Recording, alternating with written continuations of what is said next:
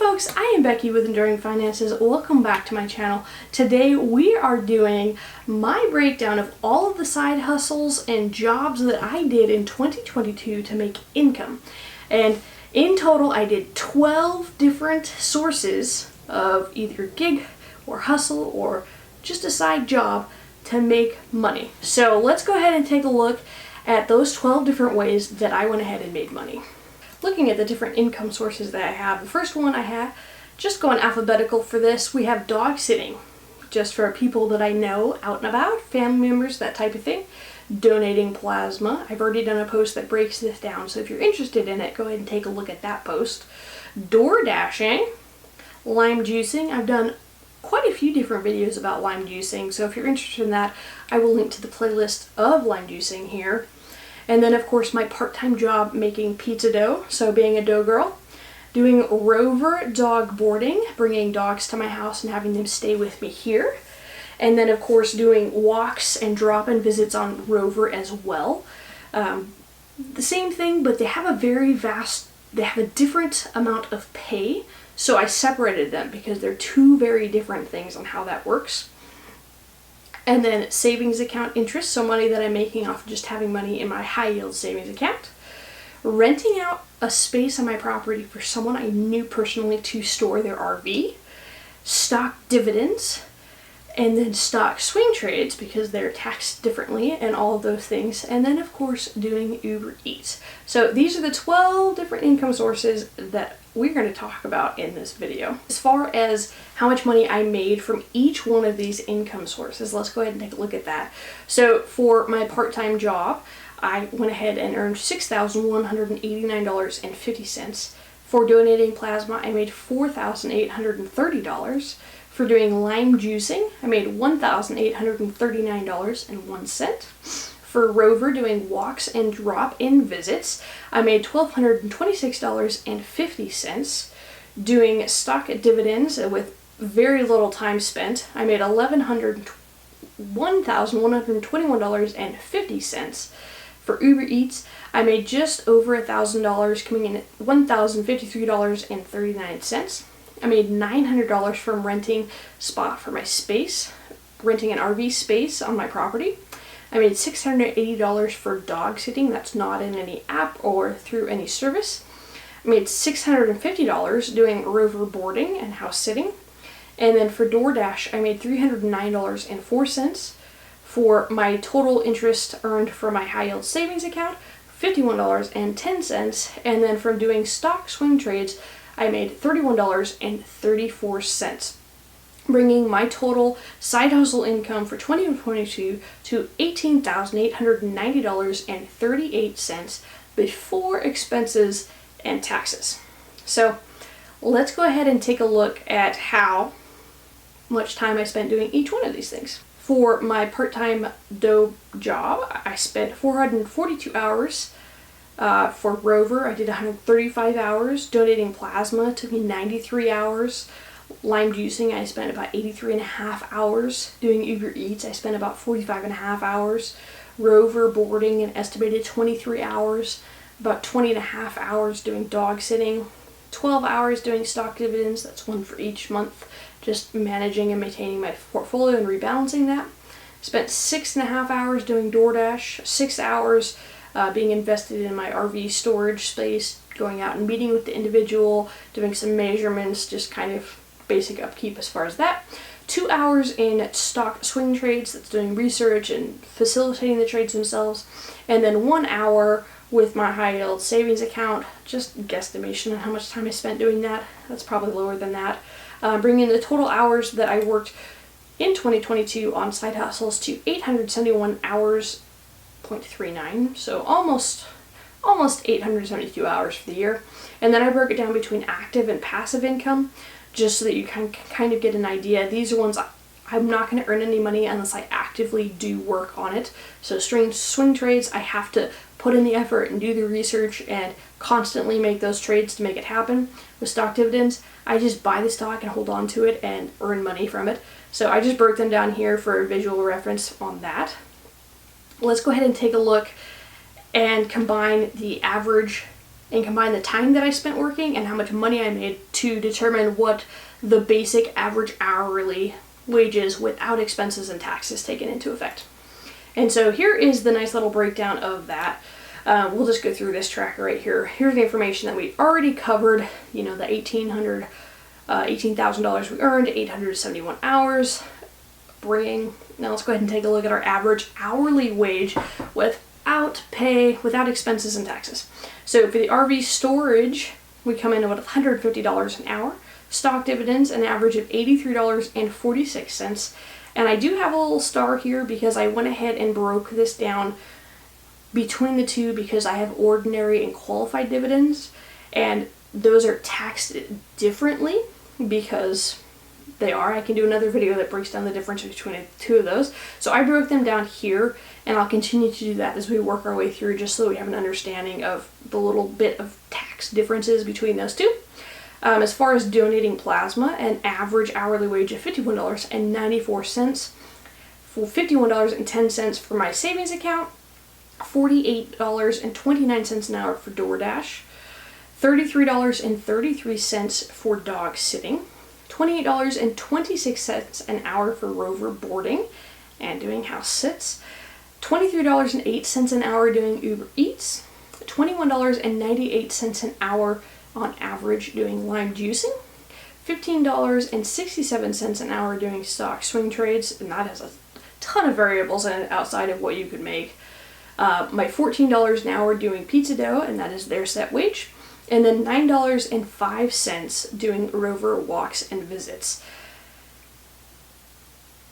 So those bring my average hourly side hustle income to $45.01 per hour. But when you're doing a side hustle or running a small business or doing something like this as a contractor, you're going to be able to write off expenses that you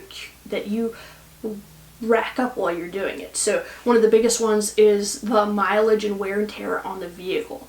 And the IRS has different tax rates for that. As far as what that looks like, I went ahead and manually tracked all of my mileage that I did for each one of these different ways that I earned money. So that way I could track how much money I was spending on gas and take that out. So this is going off of my numbers and not the IRS 66 cents or whatever per mile. So this is strictly off of what I am seeing here.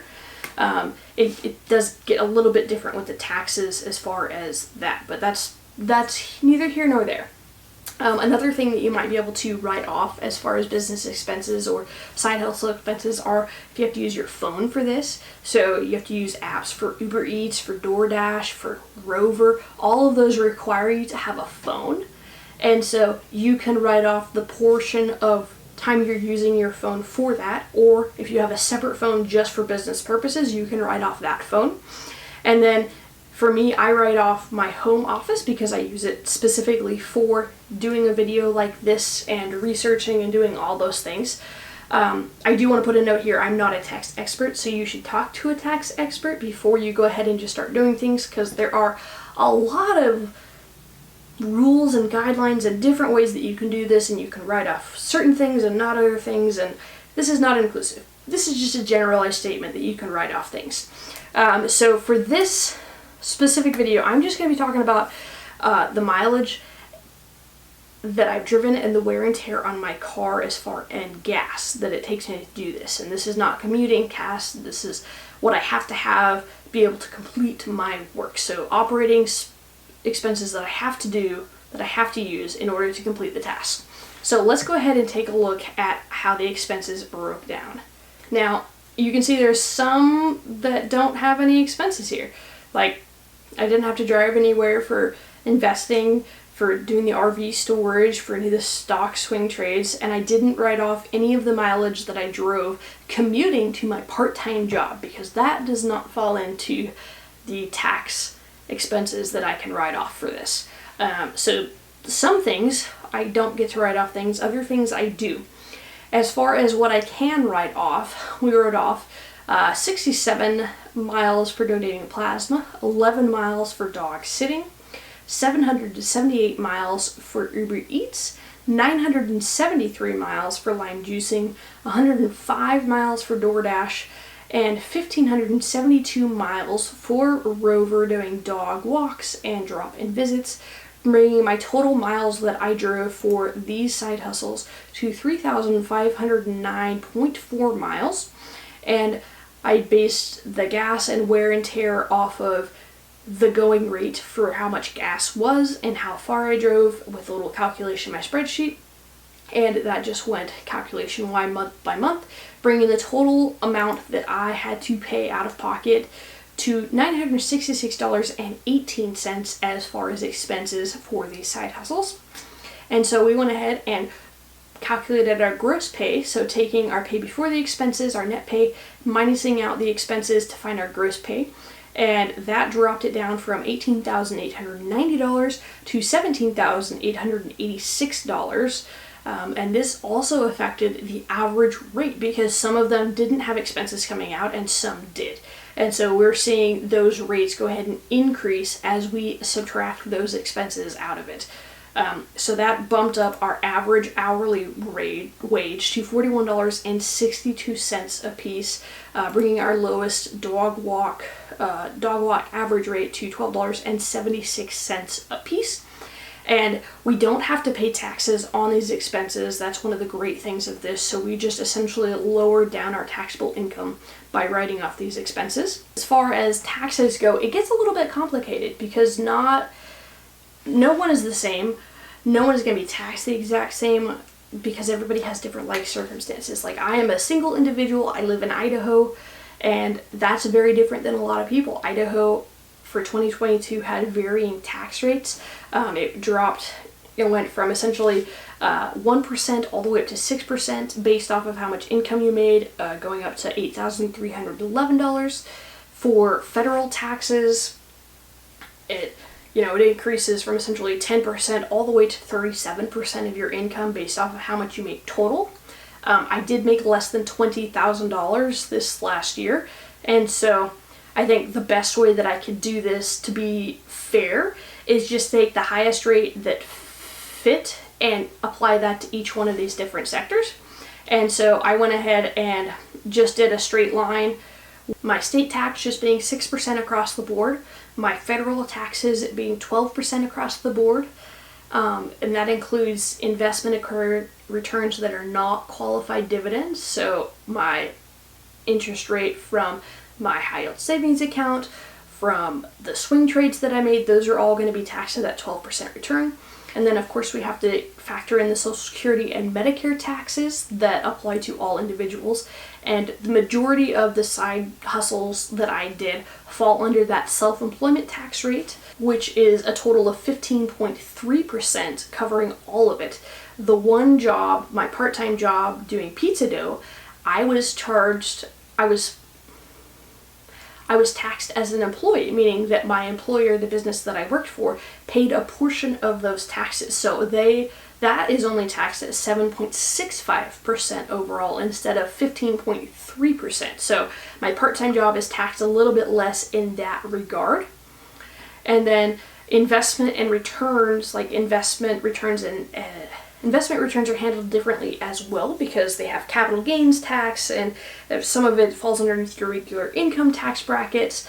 The biggest thing for that is investment returns from your dividends, from your savings account, from like pensions, things like that, do not get taxed for Social Security. So those don't apply to it. You don't gain Social Security in the future from it. It doesn't take it out and like you earn money from it in the future. It's just not taxed for it. So that also plays into effect.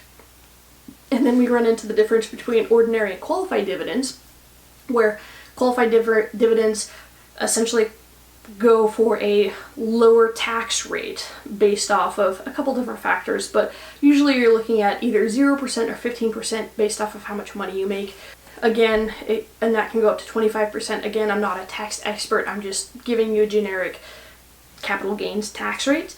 For my dividend returns, over half of my dividend income, the money that I made from my dividends, was classified as qualified dividends by the IRS, and so I don't have to pay any taxes on those. So 50% of my dividend income is not taxed at all. So let's go ahead and take a look at how the taxes impacted each one of these income sources. So we just briefly mentioned the difference between the stock dividends here. We'll do this real quick. So we made $481.76 of ordinary dividends, and that is taxed at 12% as far as federal taxes and then state taxes as well. No Social Security and Medicare taxes. And then the qualified dividends, I made $639.74, and I don't have to pay any taxes on that. So we saved a lot of money from having those qualified dividends in there. So that is going to significantly impact the return that we see from that, because less taxes, no taxes essentially. But let's go ahead and take a look at the different taxes for this. So we have our gross pay. Remember, we just took out all the expenses and everything to come up with how much money we made that is taxable income. And so we have it broken down here. We have, again, the RV rental space, $900 we made.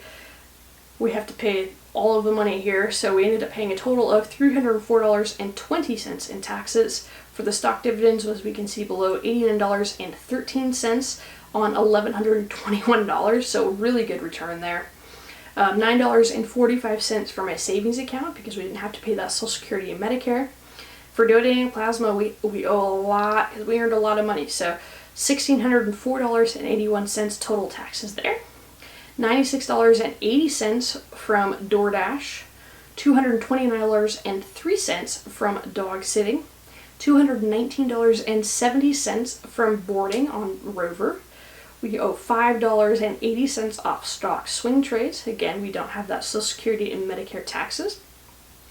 Uber Eats, we ended up paying $296.53 in taxes. For my part-time job with the split Social Security and Medicare taxes, not the self-employed tax of 15%, we owed a total of $670.38. For Lime Juicing, I owed $497.16.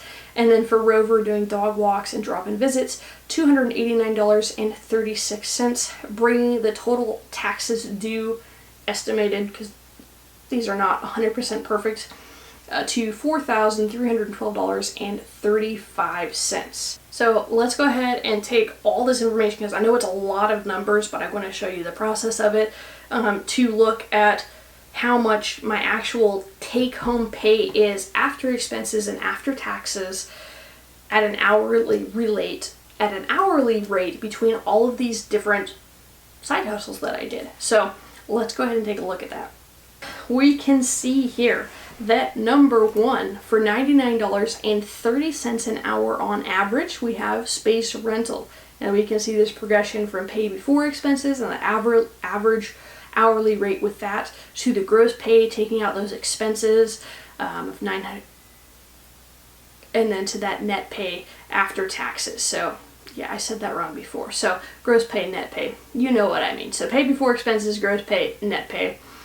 So we see that progression for all of these. So we went from $150 an hour to $99.30 an hour with that RV space rental. So we did really well there. Second came in with those stock dividends, because of those qualified dividends down here that we're seeing are saving us a lot of money overall. We averaged $86.03 per hour from a high yield savings account. We averaged $41.65 an hour. Donating plasma is the first one that is not a passive income source, that came in at $33.80 a piece. So that would be my number one ranking. If you were going to do any type of side hustle or gig work, it would be donating plasma, because you get the most bang for your buck. The second one would be doing DoorDash for $29.62 an average per hour. And this one has almost an unlimited cap depending on where you're at on how much you can do and how often you can work, and you can see a pretty good return there. And this takes into account bonuses that they occasionally pay out there. We made $21.99 an hour on average doing dog sitting outside of any service that takes any fees. We made $18.71 per hour on doing Rover boarding, dog boarding on Rover. So that is with fees that they're taking out. So you can see a little bit of difference there. It's better to do it outside of the service than it is with the service. And then an average hourly rate for doing stock swing trades was $12.77 followed closely by Uber Eats at $12.73 an hour, and then followed again really closely by my part-time job that was originally $14 an hour, but is truly $12.49 an hour. So we can do better doing Uber Eats and DoorDash and other things than doing a part-time job that pays $14 an hour. And then lime juicing coming in at $11.64. And I know I talked briefly about moving away from doing dog walking. This number is that reason why, because after all of those expenses and the time that I spent, it comes down to $4.18 an hour on average, which is not worth my time if there's so many other ways that I can earn money. So with all of that included, my average hourly net pay was $32.07 an hour between these different hustles. So again, I'm going to say the best one that I would recommend would be donating plasma. It's the easiest one that you can do. It makes consistently good money. You can do it twice a week, and right now I'm making about $120 a week doing that without expenses and all that. Doing DoorDash and then dog sitting. So all these are really good things that you can do. But yeah, I think no matter whatever side hustle you might want to try, they're all going to have their own pros and cons. I'm going to try and break down Rover and doing Uber Eats and doing DoorDash and kind of explain what I'm seeing in each individual one of those later on. But I think just being able to pay your bills and keep your head on water is a great way to go. So I hope you guys learned something from this, and you can go ahead and start doing your own thing. So I'm going to call it good, and I will see you next time, guys.